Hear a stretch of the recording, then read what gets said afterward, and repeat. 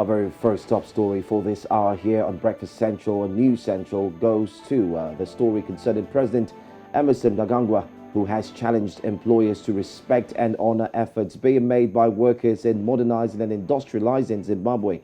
The president said this during his Workers' Day commemoration speech in Harare in Zimbabwe. Yes, this year's theme is restoring workers' dignity, and the president added that a prosperous society is possible if workers continue to play their part. He also said that the Zimbabwean economy has managed to move from stability to growth due to the dedication of workers in the country. Well, joining us from Zimbabwe to speak more on the Workers' Day commemorations is Japhet Moyo, the Secretary General of the Zimbabwe Congress of Trade Unions, ZCTU.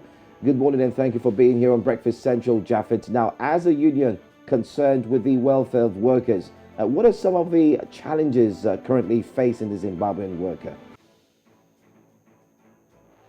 Thank you very much for having us in your platform. I think at the moment, Zimbabwean workers are going through challenges.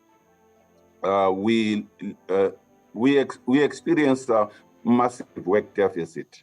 I think in a number of enterprises, a number of farms and companies and offices, workers always complain about the issues of rights, the issues of health and safety, the issues of social dialogue. Wages are very, very low in this country. As you are aware that the currency that we are using is losing against other major currencies day and night. So a number of families, I think, at the moment are struggling to make ends meet. So we do have massive, what we call underemployment, informality. The last labor force survey indicated that there are more than 80% of the labor force in the informal economy.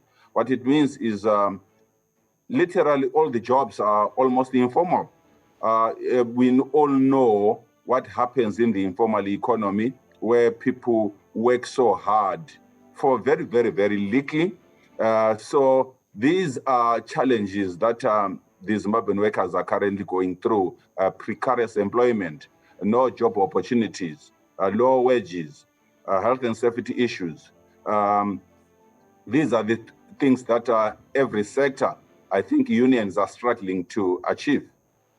All right. You've mentioned some of the problems that the Zimbabwean workers are facing. Now, what would you say are some of the demands that you want the government and other employers to deliver so as to improve and restore the dignity of workers? The dignity that we are making reference to is to return the workers where they are supposed to be. Where is the worker supposed to? Is that a worker is supposed to be protected at the workplace. A worker is supposed to get a decent salary. A worker is supposed to have a voice at the workplace. These are social dialogue platforms. These are things that are currently missing. So we want the employers to observe collective bargaining processes. At the moment, we do have a number of platforms that are dysfunctional. A number of workers are not able or don't have the platform at all. Let's talk about the civil servants themselves. The constitution of the country is very clear. It provides for collective bargaining in the civil servants. But the civil servants are merely consulted. There is no effective collective bargaining in the civil servants. So the employers merely give what they think is adequate. They don't negotiate effectively with the representative of the workers. So we want the employers to respect the collective bargaining processes. But we also want the government to consult effectively so that any other policy that the government then puts in place that affects the workers to be put before the tripartite negotiating forum so that we own these policies that affect us.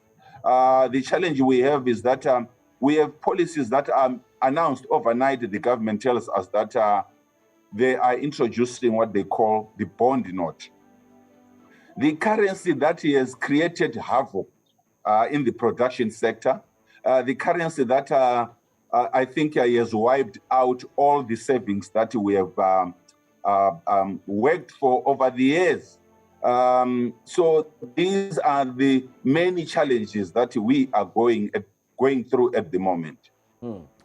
Well, a lot of challenges, no doubt. But what is the Zimbabwe Congress Trade Union's message to workers in Zimbabwe, especially looking at Workers' Day, which was yesterday?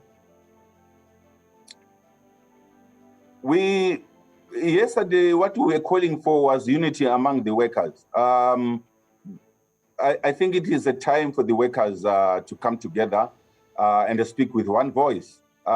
It is a struggle for us as workers.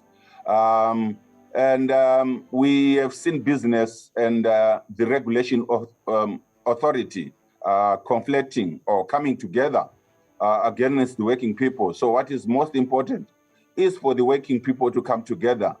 We have seen in some sectors where you have more than 2-3 trade unions in one sector. It doesn't help because we are talking with disjointed voices.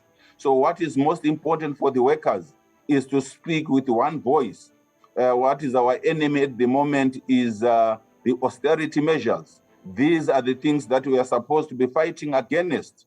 So that's the voice that, or the word that we're putting across, that let's speak with one voice as workers.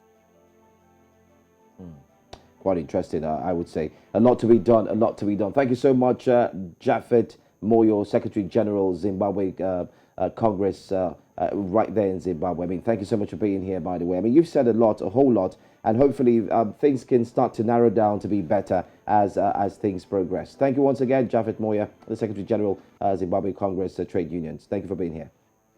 My pleasure. Thank you.